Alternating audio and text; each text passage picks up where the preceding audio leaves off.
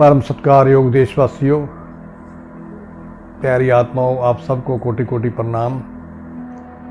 तो ये संसार में हजारों ही महापुरुष जब से ये संसार बना है तब से आते रहे हैं और कितनी दुनिया आई, कितनी यहाँ से चली गई। पर लेकिन महापुरुष जीवन जिसका लेखे में लगा है वो है साधु संत महात्मा महापुरुष, जिन्होंने जीवन को पाक नेक पाक रखने के लिए पहले अपना नेक पाक जीवन रखा। जो परमात्मा को मिलने वाले कर्म है, जो नियम है, उस रास्ते पर खुद चले। पहले जितने भी संत आए हैं, जो पूर्ण संत हुए आज तक, वो उन्होंने सभी ने परमात्मा के मिलने वाला नियम जो है वो निभाया है। जो कि धर्म को तभी इंसान धारण कर सकता है जब उसके अंदर से दया शुरू होती है। दया का धर्म जिन्होंने शुरू किया और दया के अंदर ही अपना जीवन रखा और ज्ञान के अंदर पूर्ण ज्ञान की प्राप्ति की, उनमें से एक कबीर जी भी है, जो बचपन से ही जिनके जन्म का पता ही नहीं है कि किसके लड़के थे। ये तो नीरू और नीमा जो आ रहे थे ससुराल से, तो उनको तालाब के ऊपर पड़े मिल गए थे और उनके पास भी कोई बच्चा नहीं था। 4 साल शादी हो गई थी उनकी, 4-5 साल हुए तो इतिहास बताता कि उनके पास कोई बच्चा नहीं था। उनको बच्चे की बड़ी इच्छा थी और वैसे भी अपना कारोबार करने वाले थे। नीरू और नीमा कपड़े का बुनने का भी काम किया करते थे। तो वो बच्चे को ले आए, उठाकर पाला पोसा। फिर उसका थोड़े से दिनों के बाद उसका नाम कबीर रखा उन्होंने। अपने जैसे उनकी जाति थी, अपनी मुस्लिम जाति के अनुसार उन्होंने उसी तरीके से नाम रख दिया, मुस्लिम नाम, जो कि कबीर जी का। तो कबीर रखा। जब वो लड़का थोड़ा सा बड़ा हो गया, 5-6 साल का हो गया, कबीर जी जब हो गए, तो पहले शुरू से ज्ञानी थे, वो चुप रहते थे, भगवान का भजन किया करते थे।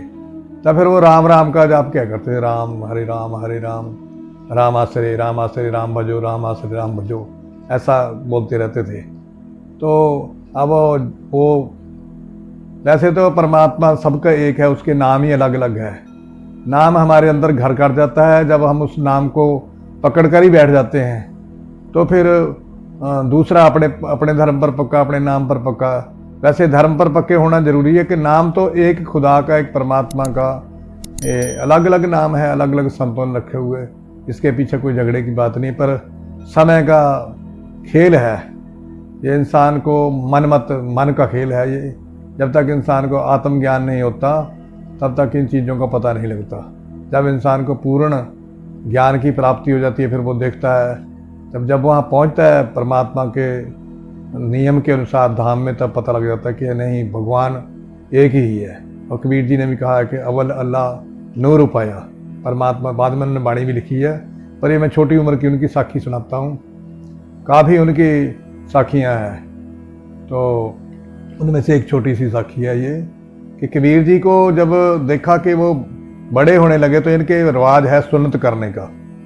तो सुन्नत के लिए इनके रिश्तेदार जो थे मिलने वाले, और जैसे इसमें मौलवी होते हैं इनके मस्जिदों में, वो कहने लगे भी अब कबीर बड़ा हो गया है, क्योंकि वैसे भी इसका पता लग गया था कि राम का भजन करता है।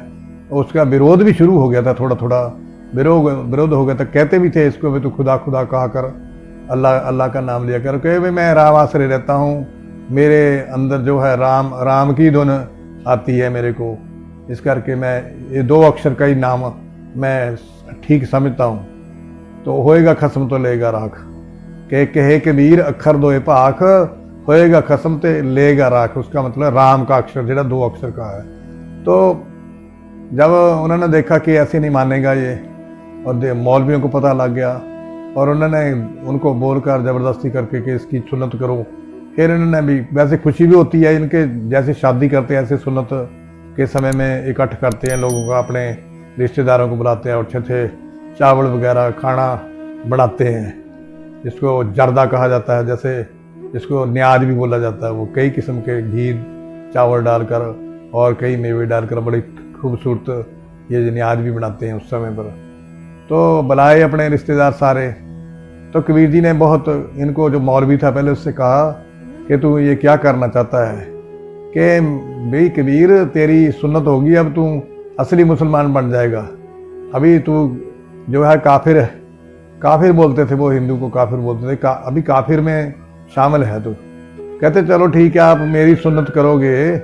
अगर सुन्नत की जरूरत होती तो भगवान पहले ही सुन्नत करके भेजता।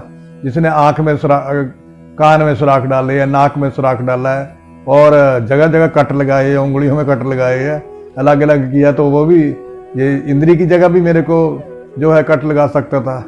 ये क्या ऐसा करने से ही इंसान मुसलमान बनेगा, सच्चा खुदा का भक्त बनेगा, खुदा का गुलाम बनेगा? तो बड़े सवाल जवाब किए, उसके पास कोई जवाब नहीं था मौलवी के पास।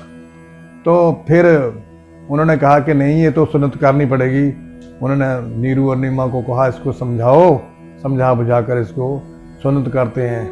तो समय आ गया, सारा कुछ बना हुआ था, खाने के लिए पका हुआ था। तो अब जो कबीर जी को पकड़ने लगे, पकड़ते पकड़ते 4-5 बंदे जो पकड़ने वाले थे उनको बिठाना था, पकड़ के वहाँ पढ़ना था, कलाम पढ़कर सुन्नत करते हैं। तो जब उसने देखा वो जो उस तरह चक्कू जो होता है जिससे करते निकालते हैं, तो वो निकाला, देखा उन्होंने। तो वैसे भी उन्होंने कहा भैया चलो आप लड़कों की सुन्नत करते हो, औरतों को के औरतों तो वही हिंदू की हिंदू ही रहती है। औरत का क्या निशानी है कि वो हिंदू है, मुसलमान है, जिससे हम पैदा हुए हैं? तो कोई जवाब नहीं आया। फिर वो लगे करने, तो क्या हुआ कि 4-5 इंसानों ने जैसे पकड़ा हुआ था, पकड़े हुए ही बीच में से निकल गए, जैसे कि रबड़ की तरह, प्लास्टिक की तरह कोई चीज़ निकल जाती है, गुब्बारा निकल जाता हाथ से, हवा से। पता नहीं लगा कबीर जी का भी कहाँ वो निकल गए। उन्होंने अपने 5 तत्व जो है अलग अलग करके, हवा को हवा में मिला दिया, पानी को पानी में मिला दिया, ऐसे 5 तत्व करके उन्होंने अपने आप को अलग कर लिया उनसे। किसी को नहीं पता लगा। इधर उधर सारे मोहल्लों में, गलियों में ढूंढते रहे, वो नहीं मिले किसी को। सब ने अपना खाना खुना खाया। खाना खुना खाने के बाद निराश होकर सब अपना खा पी कर चले गए। बाद में शाम को आते हुए कबीर राम राम करते, हरे राम हरे राम हरे राम राम राम हरे हरे करते उधर से गलियों से निकल कर आ गए। खुशी खुशी आ रहे हैं, तालियां बजाते। तो कहने का भाव है कि महापुरुष जो पूर्ण महापुरुष होते हैं वो तो जमाने को रास्ते पर डालने आते हैं। उनको इन नियमों से भी ऊपर होते हैं। तो इस करके जो परमात्मा ने एक ही इंसान बनाया है।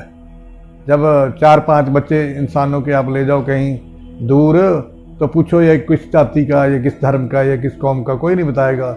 ये इंसान ही है, बच्चा है, इंसान है, बच्चा ही बताएगा। इस करके तब कबीर जी ने उस समय इनको समझाया कि भाई परमात्मा ने जैसा बनाया है, परमात्मा ने भक्ति करने के लिए इंसान को बनाया है, ना कि उसको ऐसे अडम्बरों में फंसने के लिए बनाया है। कोई राम बोलो, कोई हरि बोलो, कोई गोविंद बोलो, कोई उसको खुदा बोलो, सब नाम उसको प्यारे हैं। लेकिन ये जिसको जो नाम प्यारा लगता है उसको मत उसे दूसरे नाम की तरफ प्रेरणा करो। अगर किसी को खुदा अच्छा लगता है तो वो खुदा मुबारक है। खुदा में भी परमात्मा का ही नाम खुदा है, अल्लाह भी परमात्मा का ही एक नाम अल्लाह है, और राम भी एक परमात्मा का ही नाम राम है। श्री कृष्ण भी एक परमात्मा जो तत्व है, नाम है। इसी करके गुरु नानक देव जी ने ये फैसला ही कर दिया। जब सारे धर्म चले हुए थे उस समय महाराज को गुरु नानक देव जी का अवतार जब हुआ तो उनसे कहा गया, महाराज ये धर्मों का चक्कर जो है इसको आप हमें बताओ कि परमात्मा कितने हैं। तब उन्होंने वो दही नदी के अंदर और अपने आप को गुम करके चुब्बी मार के, तो 2-3 दिन से बाद वो बाहर निकले। लोगों ने सोचा पता नहीं डूब गए, तो बाहर आकर देखा। फिर उन्होंने आंखें बंद करके चौकड़ी लगा कर यही बताया कि एक ओंकार, परमात्मा एक है। उसके कितने ज़्यादा नहीं है, वो 2 नहीं है, 4 नहीं है, एक ओंकार है। बाकी उसकी सब टहनियाँ, जैसे एक मूल के साथ टहनियाँ लग जाती है, शाखाएं लग जाती है, पत्ते लग जाते हैं, फूल लग जाते हैं, फल लग जाते हैं, ये सारी चीज़ें उसकी शाखाएं हैं। असल में परमात्मा एक है। उसी के आगे फिर जो है उसकी आगे जो जैसे जैसे इंसान आते रहे वैसे वैसे उसके नाम रखते रहे। जहाँ जहाँ के जैसे इंसान थे भाषा बन के अपनी भाषा के हिसाब से रखते हैं। तो परमात्मा एक है। कबीर जी ने भी किया कि अव्वल अल्लाह नूर उपाया कुदरत के सब बंदे। अव्वल में अल्लाह ने, परमात्मा ने एक नूर पैदा किया है और उसके बाद फिर शरीर बना। तो शरीर खुदा ने बनाया है, अल्लाह ने बनाया है, पर है सब कुदरत के बंदे। अव्वल सबसे पहले उसने नूर पैदा किया, फिर बंदे कहते कुदरत के सारे। एक नूर से सब जग उपजा, कौन भले कौन मंदे।